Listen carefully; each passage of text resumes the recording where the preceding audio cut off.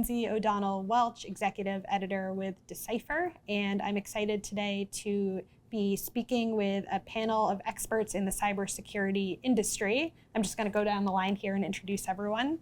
First, we've got Neda Pitt, CISO at Belk, then Danielle Snyder, Cyber and Compliance Lead at Raytheon, and finally, Merritt Baer, CISO at Reco. Thank you all for joining me today. Hello, good to be here. Yeah, great to see you guys. So just to start out, I want to talk a bit about the SEC's cyber rules. Those were kind of a big piece of the cybersecurity landscape last year, and especially as it relates to some of the CISO concerns that we talked about. These days, it does feel like the CISOs are in the spotlight when any sort of incident occurs, especially with these rules that went into effect last year. So now that we're a few months in on those rules being in effect, I'd love to hear what you guys have seen really in terms of the impacts of the rules, either on CISOs, or also kind of incident response and disclosure policies. What do you guys think? Well, I can jump in. So I think the temperature on CISOs and their ability to cover themselves from a liability point of view has definitely ratcheted up since those have gone in place. So there's a lot of conversations going on about well, am I the signing authority? Where does my responsibility start and stop? Who and how am I covered from when an incident happens, right? And I think that's generated really good conversations amongst the board and really good conversations amongst the leadership team, right? Because they haven't really thought about it in that format, right? I think the other part is, from an incident response, it's given a lot of discussions around the board table and around the executive tables about how quickly can I figure out that, how big this is, right? How big, how much impact, and how quickly I can get to that answer.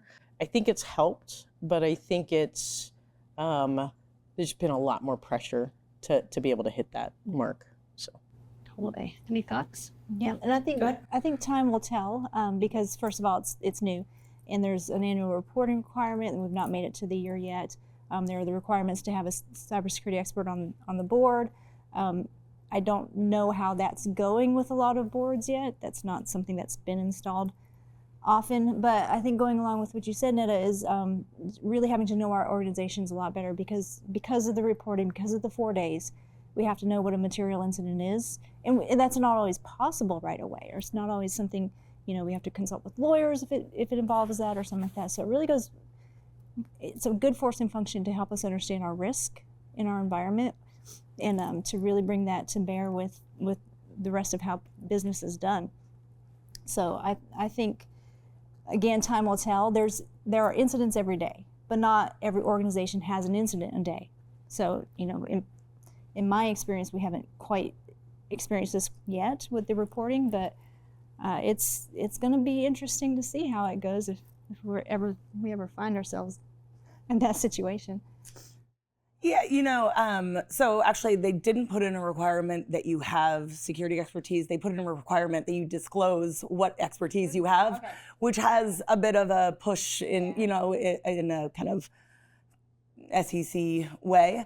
But I think ultimately what we're watching unfold, as you mentioned, is a bit of optimistically, I hope that it will be a forcing function for folks to put CISOs under the same C-suite expectations that other C-suites have, which hadn't always been true. So they're going to need directors and officers insurance. They're going to need to report directly to the board. They're going to need to get budget and priorities. It doesn't mean you win every thing that you ask for, but that you are treated with the same level of priority and same kind of stakes, because what the SEC is going after here is actually shareholders, right to information. And of course, what we saw in the impact was that folks who report do take a hit on their stock. So when you go to your CEO and you say, I'm going to need budget and this is some of my priorities for next year, they're weighing, there is a different weight for them to assign now on saying no to the CISO. And I think by the same token, CISOs are going to need to characterize their suggested paths forward in ways that document for the business the kinds of risks they're going to take.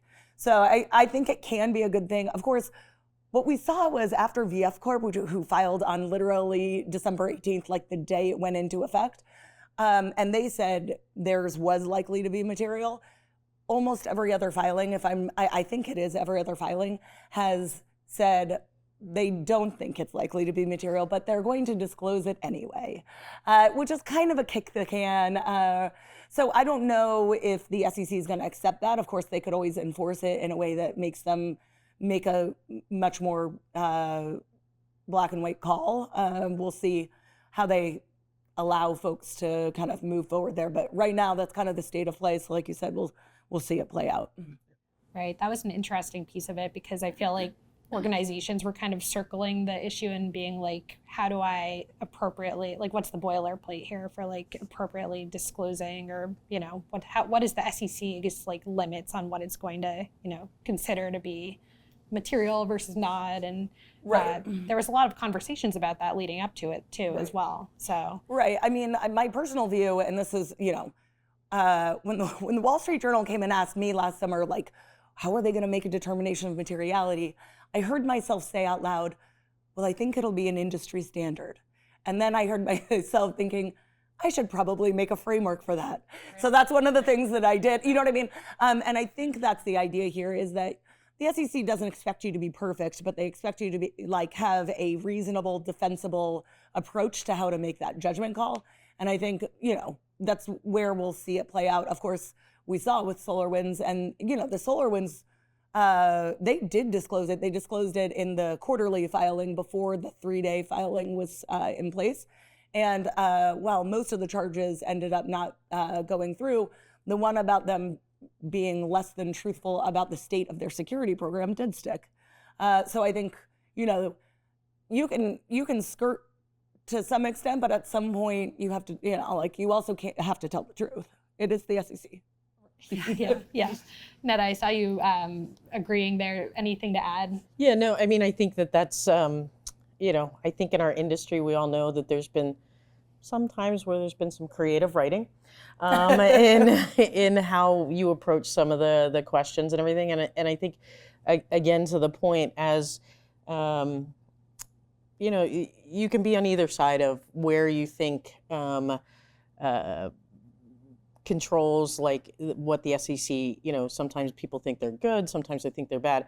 I think in this case, it starts to level the field, right? So that, again, it makes it easier if we can get to a standard, like this is what it is, this is where you now have to know that this is a disclosure point.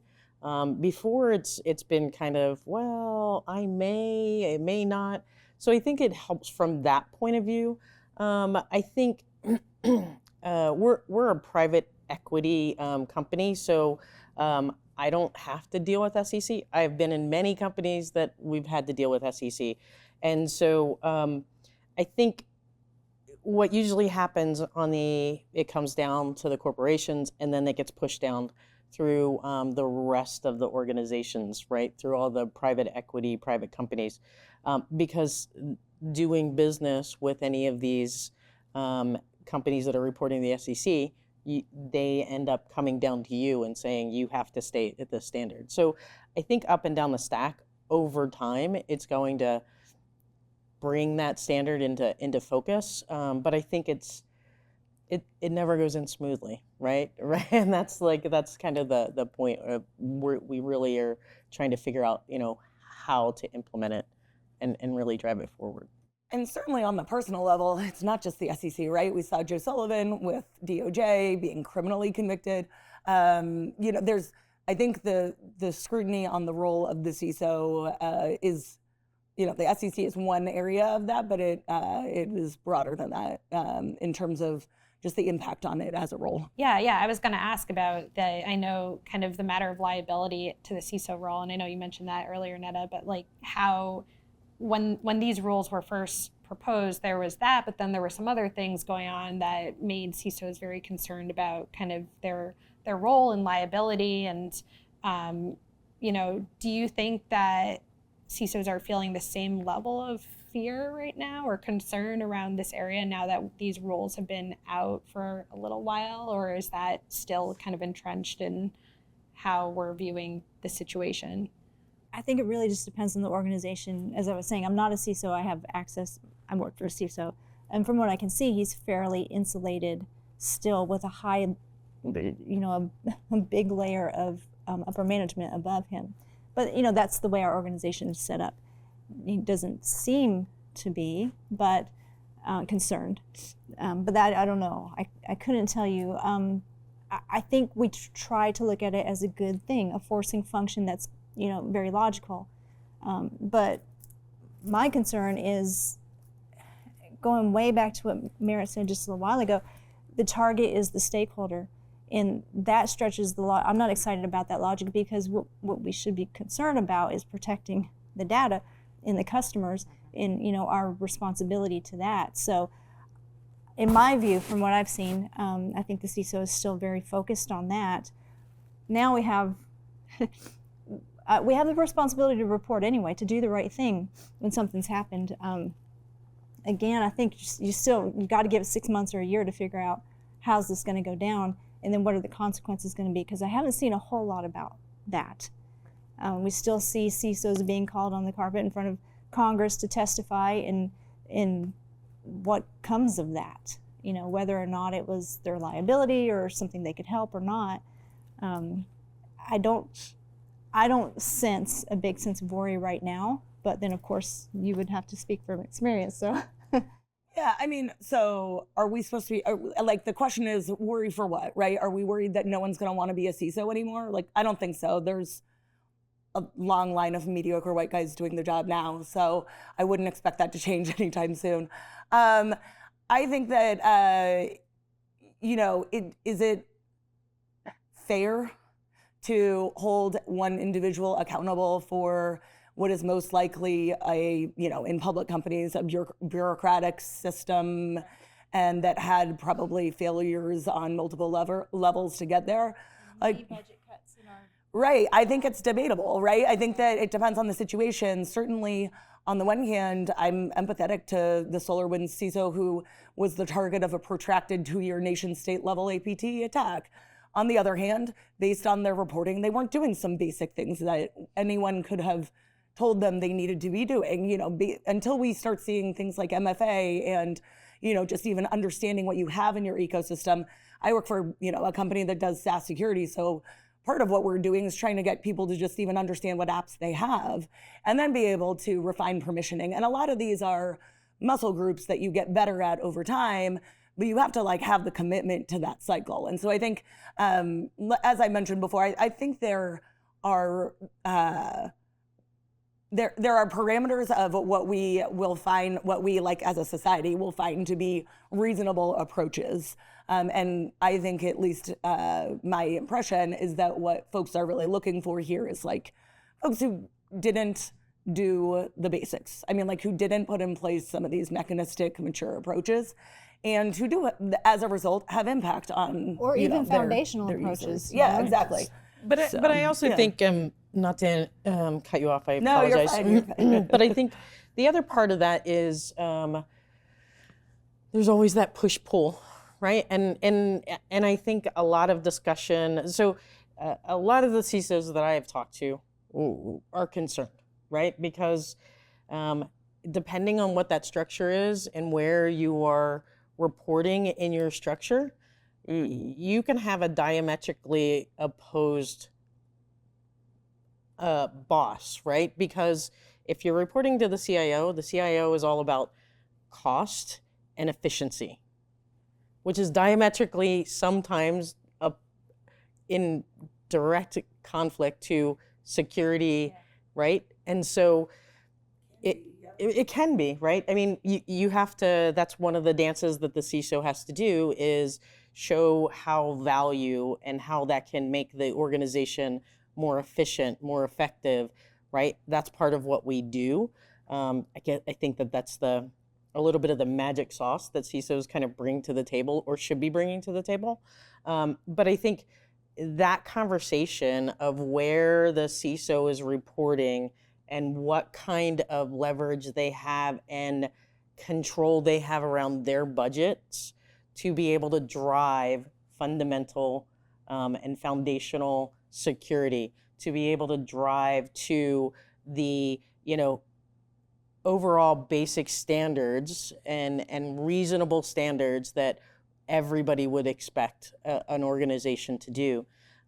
So I think that there's a lot of conversations that are going about, like, where do we position, a CISO in an organization? I think there's a lot of conversations from the CISO organization and the CISO world that is saying, how do I protect myself, right? How do I ensure that if I have coverage through the company, is that enough coverage for me? Because at the end of the day, it can be your livelihood to the next, everybody, it's kind of, unfortunately, the running joke, like somebody has an event and, well, that position's going to come up available, right? I mean, yeah, and so I was talking to a guy this week about it where he said, I think we should do the opposite. You have a breach, you have to stay. You got to clean that up for the next year. But it's also because like, the new person's going to come in and be like, oh, well, I'm going to need 3 months to figure everything out, and then another 6, and then they're the one testifying in front of Congress, and you're not getting any good information. Well, the other part to that, though, right, is that person is battle tested, right? Yeah. The person who's gone through the breach is battle tested versus I brought somebody in who hasn't been battle tested, right? So, I mean, there's a whole bunch of dynamics that are, I think, these outages, CrowdStrike, these breaches or events, right, have spurred the conversation, and they've spurred the conversation because it's about the risk, right? And I think that that's the discussion point that's being changed, because it used to be about the CISOs would come in and say, oh, we need this new shiny object, right? And the board would glaze over because they don't really know what it is. But it's now about the risk, and now they're starting to understand, oh, yeah, this is really what that risk is. When they say we have a risk in the organization, and this is kind of the blast radius, now they're starting to understand that. So it's definitely changing the conversation. How quickly that conversation makes movement, I don't know, but the conversations are at least happening. Yeah, lots of different pieces kind of moving there. Yes. So.